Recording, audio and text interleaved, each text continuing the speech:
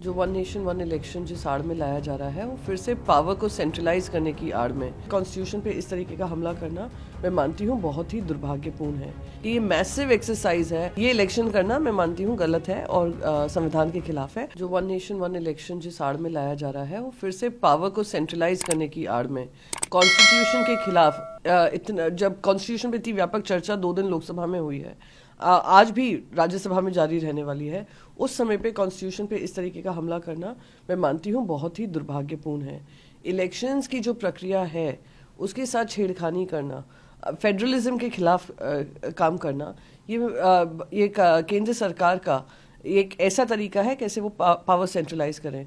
अब तक जो भी इलेक्शन कमीशन की रिपोर्ट्स आई हैं वो बार बार कहती हैं कि ये मैसिव एक्सरसाइज है जहाँ पे मैन पावर मोबिलाइजेशन, सिक्योरिटी की व्यवस्था, ईवीएम की व्यवस्था, वीवीपैट की व्यवस्था करना बहुत ही एक्सपेंसिव अफेयर होगा। अब तक ये नहीं पता चला है कि कितना कॉस्ट इफेक्टिव रहेगा इस तरीके का ये प्रकार शुरू करना जहाँ पे एक ही समय पे 2 राज्य चुनाव भी होगा, केंद्र चुनाव भी होगा। Last but not the least मैं बस यही कहना चाहूँगी, जो ये सरकार 8-8 राउंड में 8-8 फेजेस में एक राज्य में इलेक्शन करती है। महाराष्ट्र में 2 फेजेस में किया। महाराष्ट्र, हरियाणा और झारखंड हमेशा एक साथ होता था, वो आपने उनको अलग अलग कर दिया। तो जो एक साथ 3 राज्य के चुनाव नहीं ले सकती है, वो एक ही टाइम पर पूरी कानून व्यवस्था, न्याय व्यवस्था सबको ऑलमोस्ट पॉज पे लाकर ये इलेक्शन करना मैं मानती हूँ गलत है और संविधान के खिलाफ है।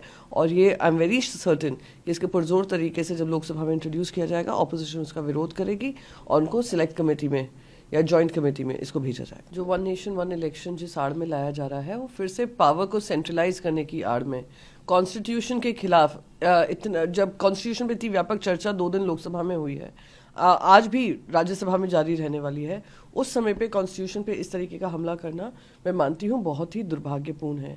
इलेक्शंस की जो प्रक्रिया है उसके साथ छेड़खानी करना, फेडरलिज्म के खिलाफ काम करना, ये केंद्र सरकार का एक ऐसा तरीका है कैसे वो पावर सेंट्रलाइज करें। अब तक जो भी इलेक्शन कमीशन की रिपोर्ट्स आई हैं वो बार बार कहती हैं कि ये मैसिव एक्सरसाइज है जहाँ पे मैन पावर मोबिलाइजेशन, सिक्योरिटी की व्यवस्था, ईवीएम की व्यवस्था, वीवीपैट की व्यवस्था करना बहुत ही एक्सपेंसिव अफेयर होगा। अब तक ये नहीं पता चला है कि कितना कॉस्ट इफेक्टिव रहेगा इस तरीके का ये प्रकार शुरू करना जहाँ पे एक ही समय पे 2 राज्य चुनाव भी होगा, केंद्र चुनाव भी होगा। Last but not the least मैं बस यही कहना चाहूँगी, जो ये सरकार 8-8 राउंड में 8-8 फेजेस में एक राज्य में इलेक्शन करती है। महाराष्ट्र में 2 फेजेस में किया। महाराष्ट्र, हरियाणा और झारखंड हमेशा एक साथ होता था, वो आपने उनको अलग अलग कर दिया।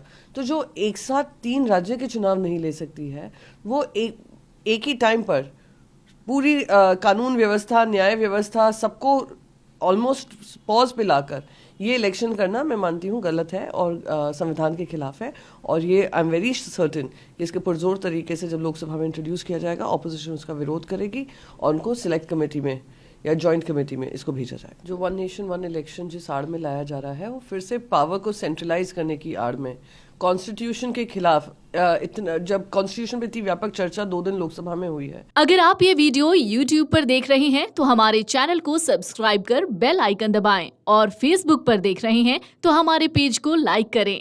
8 मिलियन प्लस सब्सक्राइबर, आपके इस भरोसे के लिए बहुत धन्यवाद। अगर आप ये वीडियो YouTube पर देख रहे हैं तो हमारे चैनल को सब्सक्राइब कर बेल आइकन दबाएं और Facebook पर देख रहे हैं तो हमारे पेज को लाइक करें।